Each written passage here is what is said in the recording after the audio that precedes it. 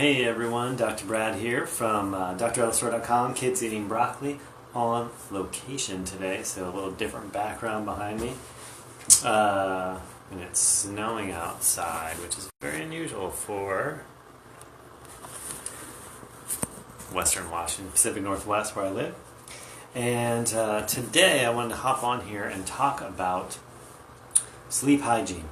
A couple days ago I did a Facebook Live about a couple of studies that have been making the rounds about sleep and the question of if ADHD is really a sleep disorder,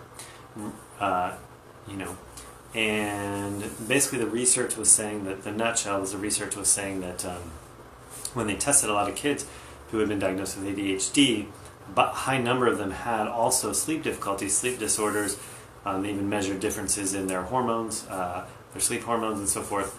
And so the consideration was that some of these kids that have been being diagnosed with ADHD truly perhaps have just sleeping disorder or sleeping difficulties.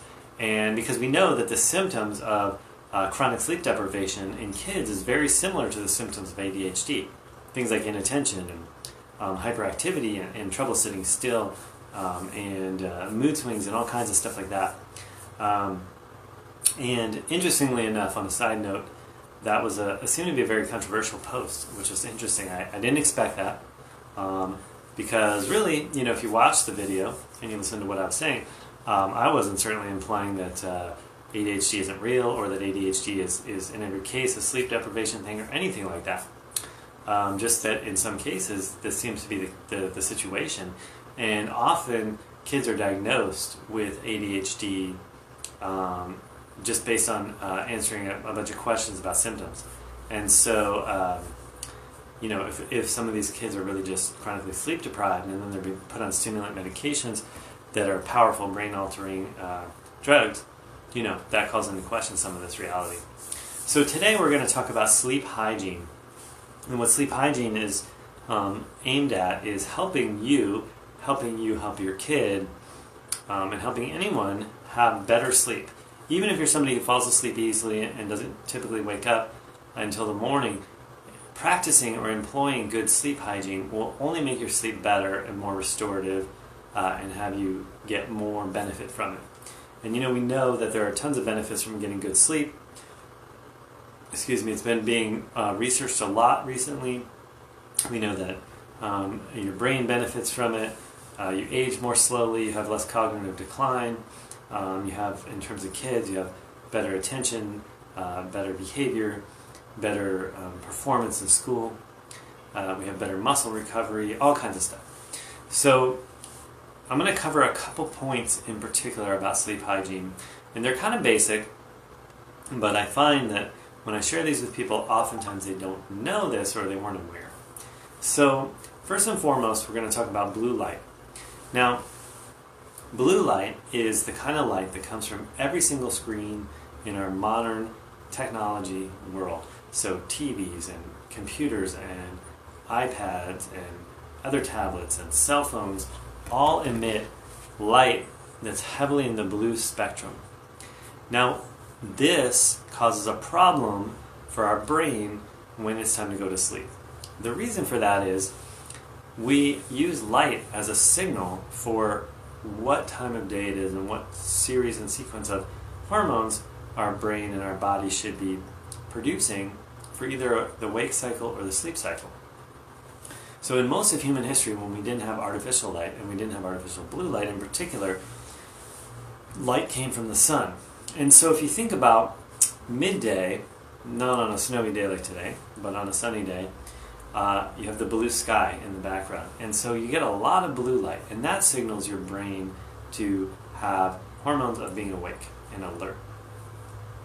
As we move towards dusk and sunset, if you think about what comes from the skies, a lot of oranges and reds and yellow lights, and a lot less blue light. And that sequence of light, the color and the fact that it's dimmer, signals our brain and our body to start producing melatonin and the other hormones that are related to getting prepared for sleep. So in our modern day, when we look at screens a lot, we watch TVs, we look at our computers, we stare at our cell phones and our tablets, and we get this blue light right before bed in a lot of cases. I mean, I know a lot of people are looking at their phone or watching TV or that kind of thing right before they go to bed. And what they're doing is using that light is actually signaling their brain that it's time to be awake.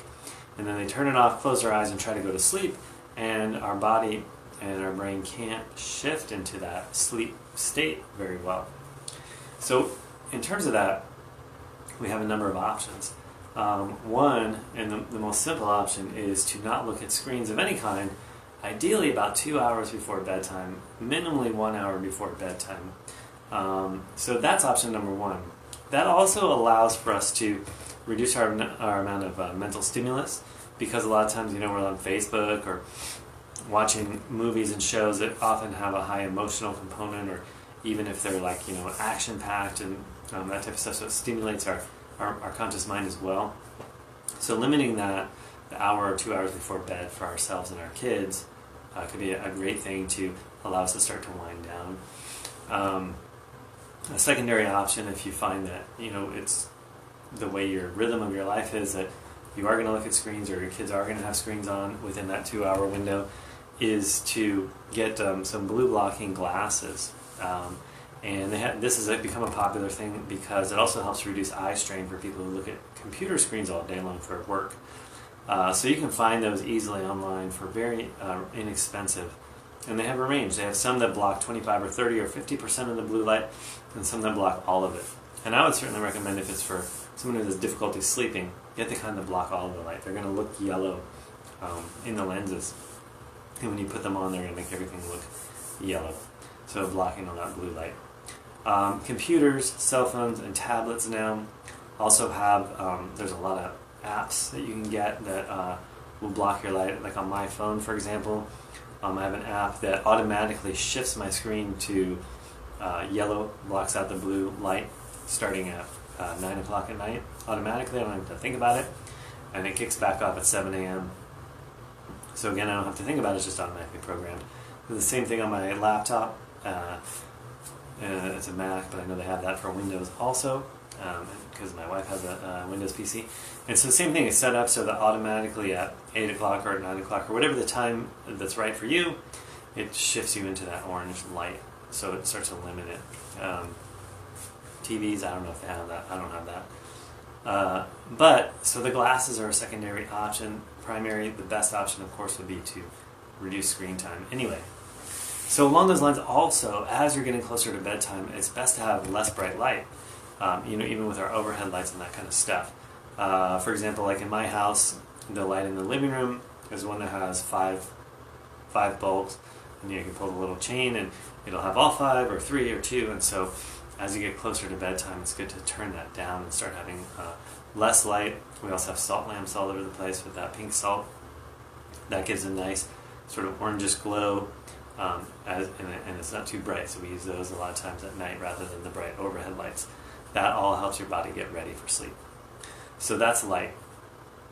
The second thing we're going to cover is a little, actually along the same lines as light as well, but this is different in the sense that at your sleeping space, where you're going to sleep, it's very important that once it's time to go to sleep and you turn the lights off, that the place is completely dark. So that means things like blackout curtains for your windows. That means things like not having electronics in your bedroom, which also benefits you in terms of electromagnetic radiation, but just in terms of light, every one of our electronics has these little LED lights all over it that are on, and they're actually quite bright. So you want to remove all that stuff from your sleeping area. If for some reason you can't, you can put black tape over it. And then I wear an eye mask that also blocks out light, because I find that that's, actually does the best job. We have all that other stuff, but I also have an eye mask, so that helps block out the light, because when you have complete darkness, when you're sleeping, it also helps those brain hormones and chemicals function properly and be in the right ratios to help you have a deeper, better sleep. So that's number 2. Number 3 is you want to make sure you stop eating anything minimally 2 hours before bed.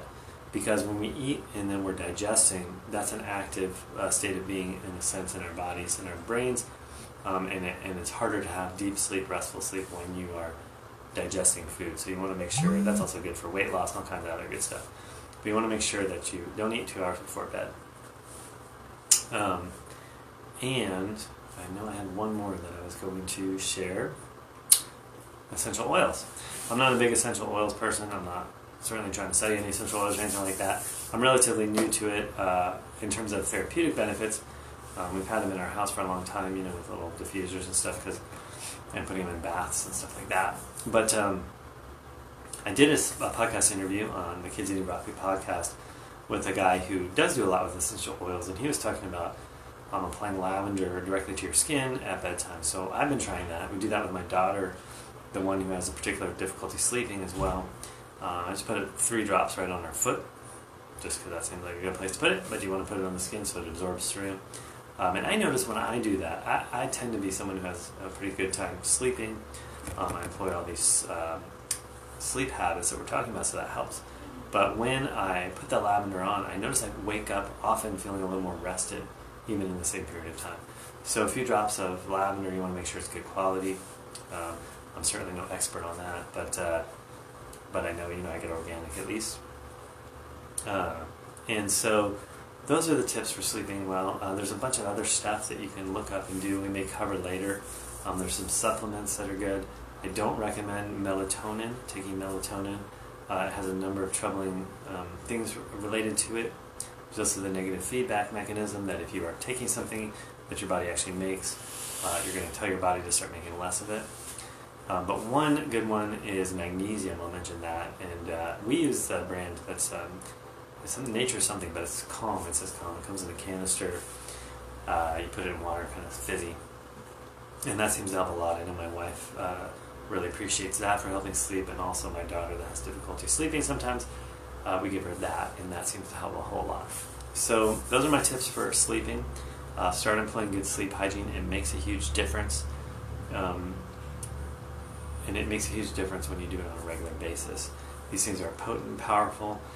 They may seem a little out there or like not what you've been doing because we're not trained, we haven't been brought up that way. But keep in mind that a lot of the ways we live, when it comes to eating, when it comes to physical activity, when it comes to technology, we are very far off track from what our genetic needs are. And so as much as we can do to bring things back into balance and really give our bodies what they need and require to function well, the better we're going to feel, the better we're going to function, the better we're going to age, the better our kids are going to perform in terms of doing what they want to be doing in life. All right, you guys take care. If you have any questions about any of these things, post below. You're welcome to put comments down there if you have other sleep tips and stuff like that. But otherwise, we'll see you next time. All right, take care. Signing off.